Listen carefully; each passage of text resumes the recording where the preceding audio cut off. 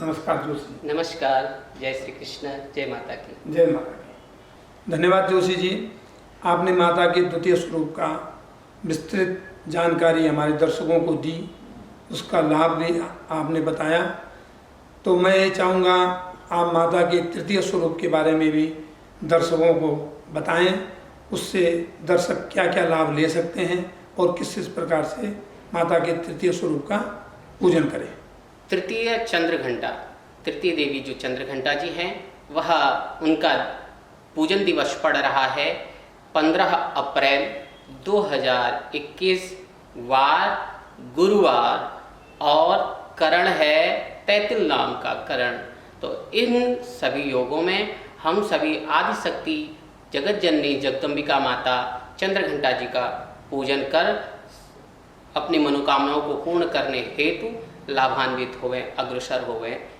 प्रवेश करते हैं माता जी के तृतीय नवरात्र, तृतीय रूप में, स्वरूप में, जिन्हें हम सभी पुकारते हैं, पूजते हैं, वह है चंद्र घंटा।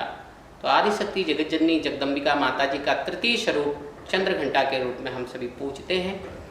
इसकी पूजन की विधि वही है, प्रक्रिया वही है, मंत्रों में कोई फेरबदल नहीं है, मंत्र भी वही होते हैं। देवाधीनम जगत सर्वम मंत्राधीनम च देवता ते मंत्रा ब्राह्मणाधीनम तस्मात् ब्राह्मण देवता। अर्थात जो देवता है, ये सारा संसार जो है देवताओं के अधीन है, और देवता मंत्रों के अधीन है, मंत्र ब्राह्मण के अधीन है। तो इसलिए ब्राह्मण भूमि देवता होता है, इस भूमि का देवता होता है। तो ब्राह्मण जी को, पंडित जी को बुला करके, यदि आप यह पूजन पहले दिन से प्रारंभ कर रहे हैं 9 दिन तक, तो पंडित जी को बुला करके पूजन प्रारंभ करवाएं। पूजन विधि के साथ साथ माता चंद्रघंटा का पूजन करें।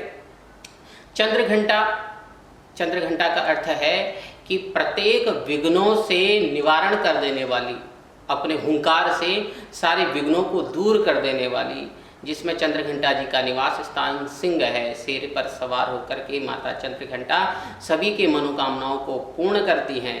और इसमें चाहिए चंद्रघंटा में कि सबसे पहले केसर युक्त तिलक लगावे। केसर युक्त तिलक के साथ साथ उसके बाद चंपा चमेली का भी तिलक लगावे, और इत्र अपने शरीर पर, माता जी को तो छड़के ही छड़के, लेकिन संपूर्ण अपने शरीर पर इत्र भी लगावे। इससे क्या होगा?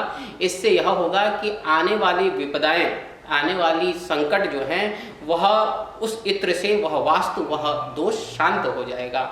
ऐसा करने के बाद माता चंद्रघंटा को दूध से बनी हुई सामग्री का भोग लगावे, चाहे वो दूध की रबड़ी हो, चाहे वह दूध की खीर हो, तो दूध से बनी हुई सामग्री का भोग माता चंद्रघंटा को लगावें। ऐसा करने से आदिशक्ति जगत जननी जगदम्बिका माता आपके सारे संकटों को दूर करेगी, विघ्नों को दूर करेंगी। आपके घर में सदैव आनंद की वर्षा बनी रहेगी, होती रहेगी।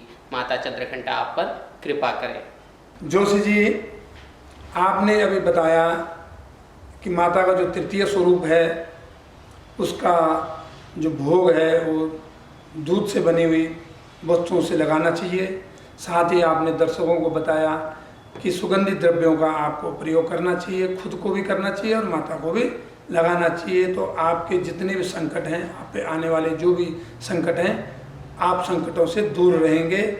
आपके कोई भी संकट आपके नज़दीक नहीं आ सकता। माँ तो वैसे भक्तवत्सला है। साथ ही जोशी जी, मैं दर्शकों के लिए आपसे यह भी जानना चाहूँगा कि माँ चंद्रघंटा का जो स्वरूप है, यह स्वरूप अन्य रूपों से अलग क्यों है और भक्तों के लिए किस प्रकार से लाभकारी है।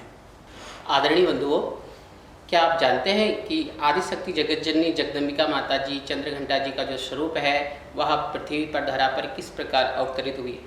अगर हमें यह जानना है कि उनकी फलस्तुति क्या है, उनका स्वरूप क्या है, तो हमें यह जानना आवश्यक है कि उनका अवतार किस प्रकार से इस धरा पर हुआ। एक बार की बात है कि इस धरा पर 2 असुर भ्राता रहते थे। शुंभ और निशुंभ नाम के असुर थे। उन्होंने इस पृथ्वी पर बड़ा अत्याचार किया था, जनमानस को बड़ा परेशान किया था। देवता भी उनसे घबराते थे, स्वर्ग पर उनका आधिपत्य था। तो वह जो है, एक बार आकाश मार्ग पर भ्रमण कर रहे थे, तो भ्रमण करते हुए उनकी दृष्टि एक सुंदर युवती पर पड़ी जो आदि शक्ति जगत जननी जगदम्बिका माता थी। देवताओं के दुख को दूर करने के लिए, देवताओं के आग्रह पर उन्होंने महामाया का रूप धारण किया था।